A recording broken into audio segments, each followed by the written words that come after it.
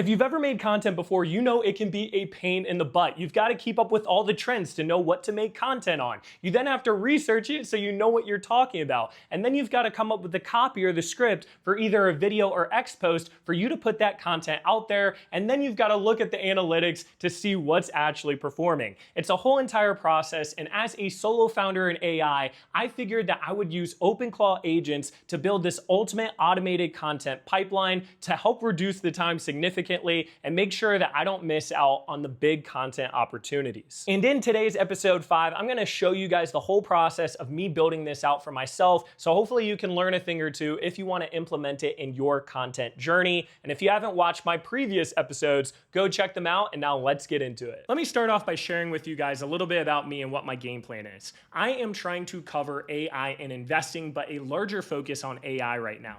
And every single day I'm scanning X, what sort of content should I make? What sort of YouTube videos should I make? What sort of script should I have? What should my thumbnail look like? Like there's all these things that if you're a content creator, you know take a tremendous amount of time. And what I did is I went over to Claude, Opus 4.6, and I was like, hey, this is what I'm trying to do. I'm trying to automate this whole process. What is the best way of going about it? And what Claude said is we need 3 different agents. Each agent is gonna have their own AI model. We're gonna have a content scout, which is Grok, which can scan X in real time, find things that are trending in AI and investing, and now it can find the top 5 topics for every single day and send me a brief in the morning.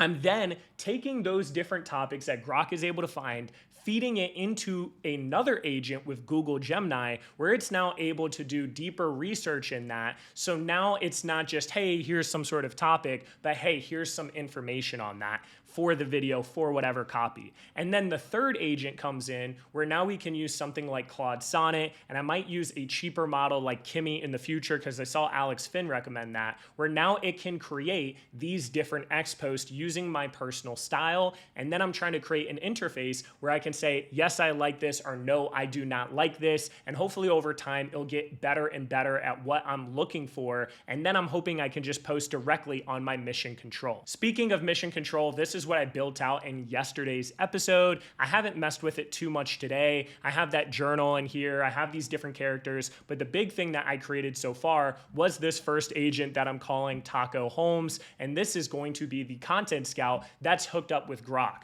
Now, what's nice is Grok is super cheap and it gets all the live feed from X. So it's one of the best ways to figure out what is trending, but it might not be as good at that research aspect, which is where we're going to use Google Gemini.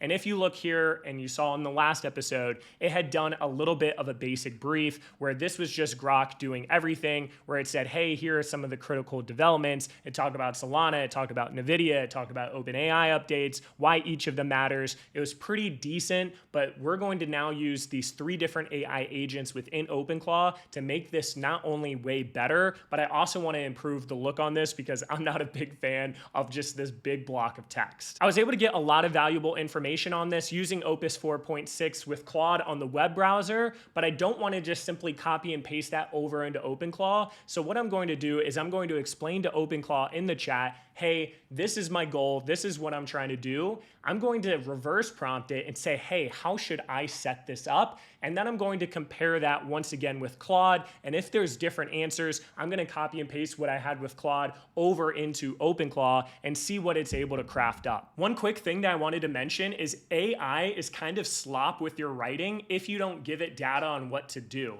And one of the cool things I saw from Alex Hormozi yesterday is he showed that you can go on X to your settings, to your account, and download all of your data. And then you can feed that into the AI model, and then it can get your style. Or you can simply copy and paste your top performing post, which is probably what I'm going to do. And then you can even use the Grok API. So what's cool is you can take all that data, if you like the different posts that you were making, and then have some sort of prompt like this where it's like analyze my different posts, come up with that style, and now I'll save that into an MD file and I'll remember that. The next thing that I'm doing here is I've written down everything that I'm trying to build, and I said, hey, this is actually what Claude recommended, but I want you to be honest. Ask me any sort of questions that you need to ask me to make sure that this is the most optimal, and we'll see what it says. All right, guys, it honestly gave me a great answer, super long. The TLDR is it said that this exact stack through Claude is a pretty good idea. You just have to be careful not to have too much information and overload too many things.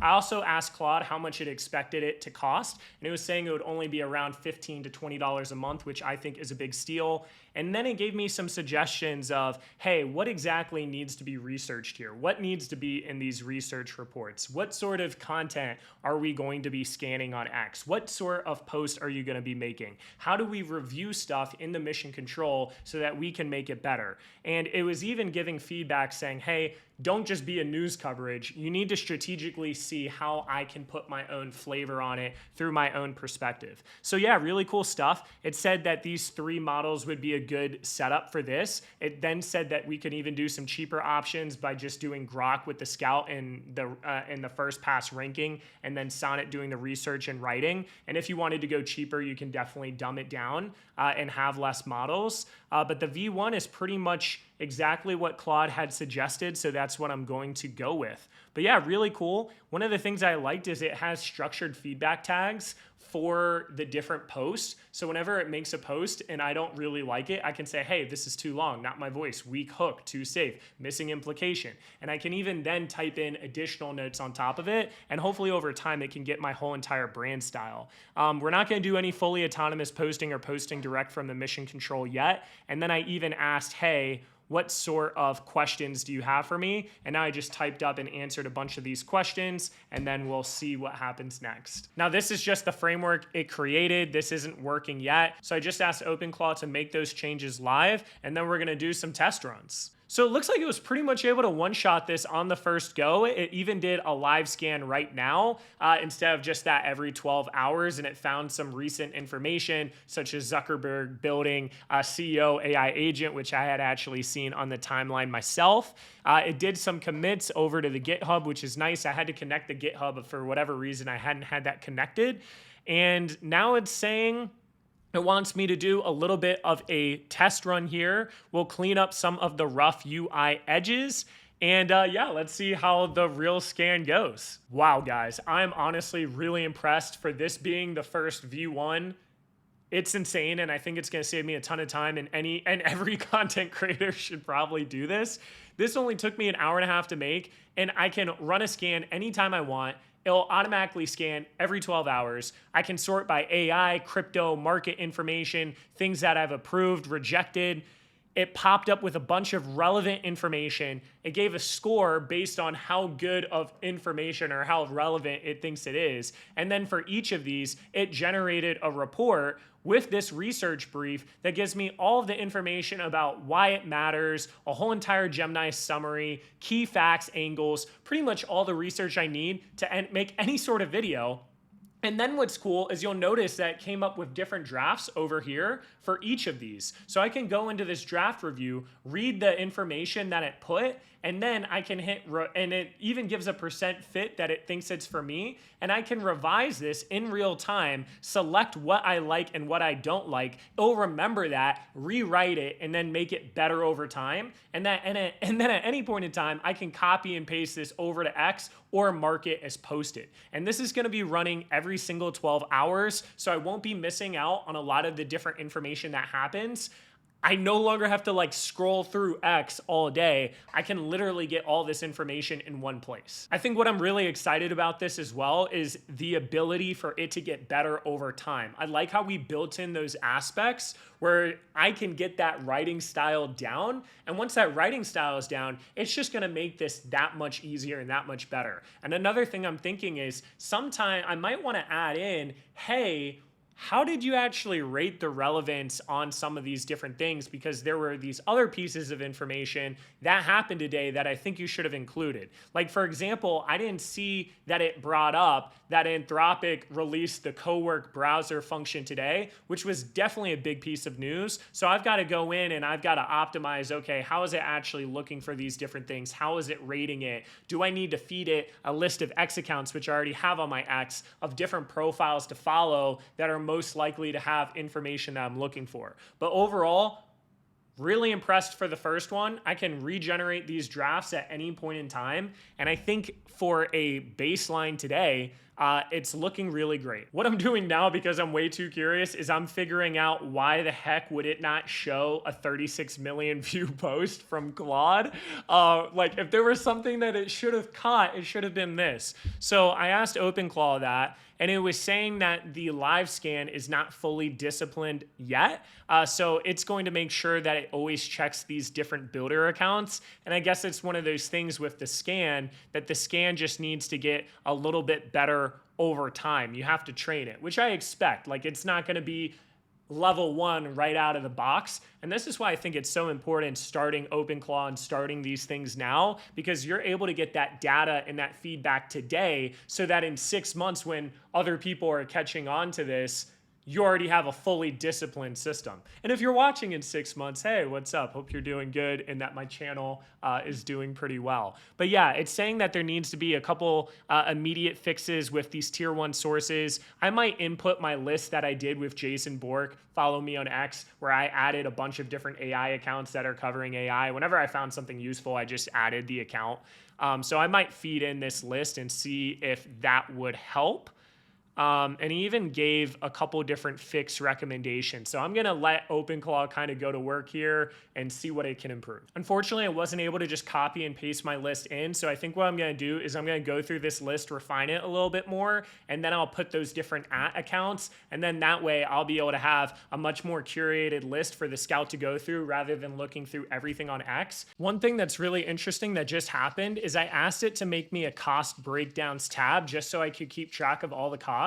And it showed up that Sonnet was used for everything rather than Grok and Gemini. So I'm lucky that I created this cost page, because for whatever reason, it was just using Sonnet for everything. So now I went back into Openclaw and was like, what the hell, bro?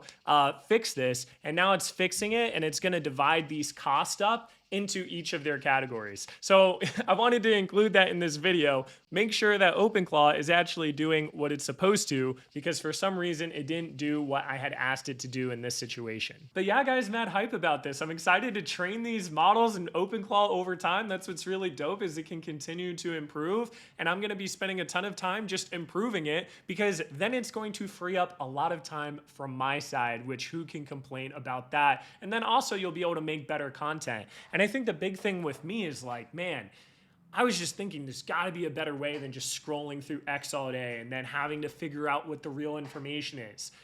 Once this pipeline has been audited and reviewed and improved, I mean, this is a game changer for anyone that's trying to do this. Even if you aren't someone trying to make content, it just goes to show how powerful Openclaw can be with these different automations in your life. Well, guys, I hope you enjoyed the video today. It was fun making episode 5, and stay tuned for the next episode where I'm gonna try to make some anti-spam bots for Discord, because I'm getting pissed off in our Jellycubes Discord with all these spam bots keep coming in and saying, oh, buy this, buy this. It is very annoying. So I'm gonna try to build that out. I'm gonna document it on the channel. And if you aren't already in that Discord, it's completely free. We're going over AI stuff, investing stuff. Link is in the description. Much love to everyone out there, and I'll catch you guys later.